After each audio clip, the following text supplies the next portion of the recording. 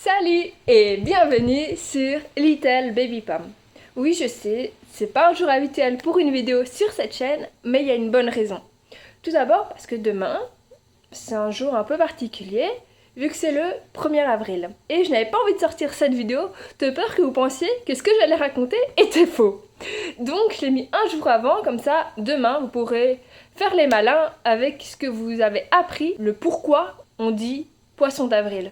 J'ai voulu vraiment essayer de retourner en arrière, à essayer de comprendre le pourquoi on dit le poisson d'avril, depuis quand, et tout est un peu flou. Il y a pas mal d'hypothèses, je vais essayer de vous l'expliquer du mieux possible, et je vais également vous dire ce qui est fait dans les différents pays pour cette occasion. Donc évidemment, comme d'habitude, n'hésitez pas à vous abonner sur YouTube et sur Instagram, à liker la vidéo et à mettre un commentaire de ce que vous avez pensé, et si vous avez d'autres sujets que vous aimeriez que j'explique et que je fasse des recherches, il n'y a aucun problème.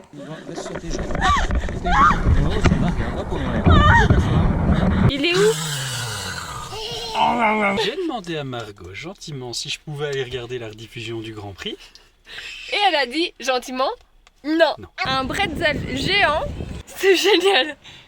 Alors, commençons tout d'abord avec le poisson. Le poisson, avant tout, c'est un animal. C'est un symbole qui est dessiné, c'est une iconographie qui existe depuis des millénaires. Dans l'Égypte ancienne et en Grèce antique, le poisson était un signe de vie et de fertilité. L'animal devient pour les chrétiens un symbole sacré, souvent associé à la figure du Christ. La formule poisson d'avril remonterait au XVe siècle, précisément en 1466.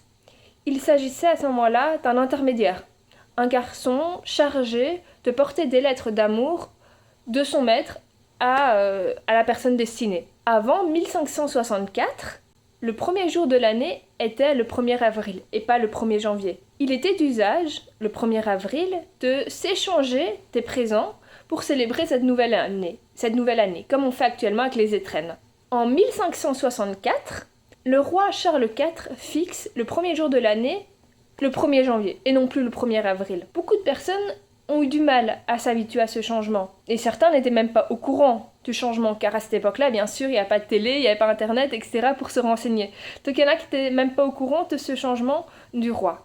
Et ceux qui étaient au courant que c'était devenu le 1er janvier continuaient à offrir des présents le 1er avril à ceux qui faisaient les étrennes à ce moment-là, mais avec des faux cadeaux pour se moquer d'eux parce qu'ils n'étaient pas au courant du changement.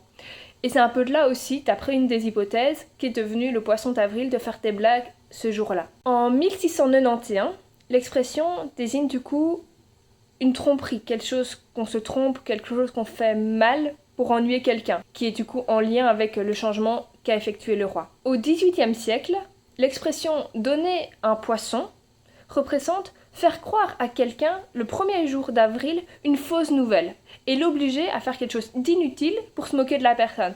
Donc on se rapproche assez de ce qui se passe actuellement. Donc vraiment donner une mauvaise nouvelle, une blague, etc. Au début du XXe siècle, on envoyait des cartes de 1er avril illustrées avec des petits poissons pour souhaiter amour, amitié et bonheur à la personne souhaitée.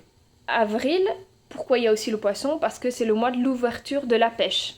Et donc vraiment, il y a cette symbolique de la pêche du poisson d'avril. Avril, c'est aussi la fin du carême, la période de jeûne pour les chrétiens. Car pendant 40 jours, et jusqu'à Pâques, le poisson est privilégié en tant que nourriture maigre. Le signe du zodiaque poisson est le dernier signe de l'hiver, vu qu'il est du 19 février au 20 mars. Le symbole que je mets juste ici, comme ça vous aurez plus facile à comprendre de ce que je veux expliquer. Le symbole fait part de la mythologie grecque. On raconte qu'Aphrodite et Eros se transformèrent chacun en poisson pour fuir dans une rivière Tévine. Pour ne pas se perdre, ils auraient attaché leur queue avec un lien. En Italie, on accroche des poissons dans le dos et on fait des blagues, un peu comme en Belgique, mais j'en reviendrai plus tard. En Russie, en Suisse et en Suède, on fête le jour des fous. Au Brésil, on fait des farces un peu inoffensives, qu'on appelle le jour des mensonges. Je vais mettre la vraie écriture ici parce que je n'arriverai jamais à le prononcer et je vais faire ça avec les autres pays quand on ne sait pas en français le nom. Donc en Belgique, comme je disais, ici on attache aussi des poissons dans le dos et on fait des blagues. Mais en plus, enfin évidemment quand on accroche un poisson dans le dos, le but est de ne pas se faire remarquer.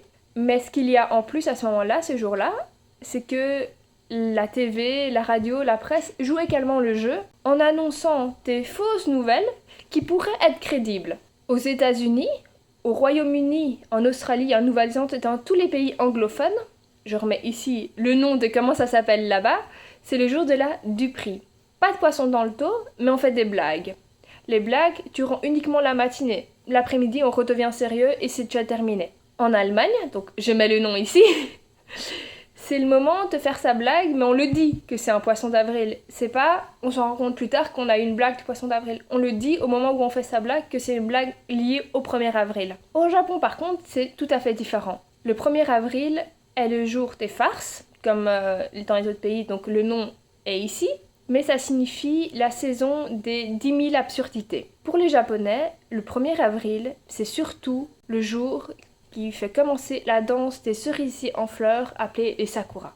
Donc j'espère que cette vidéo très courte sur l'explication et les hypothèses et le pourquoi du comment du 1er avril vous aura été utile. N'hésitez pas à vous abonner et à me poser des questions en commentaire, je serai ravie d'y répondre. On se retrouve très vite pour une nouvelle vidéo. Prenez bien soin de vous. Salut!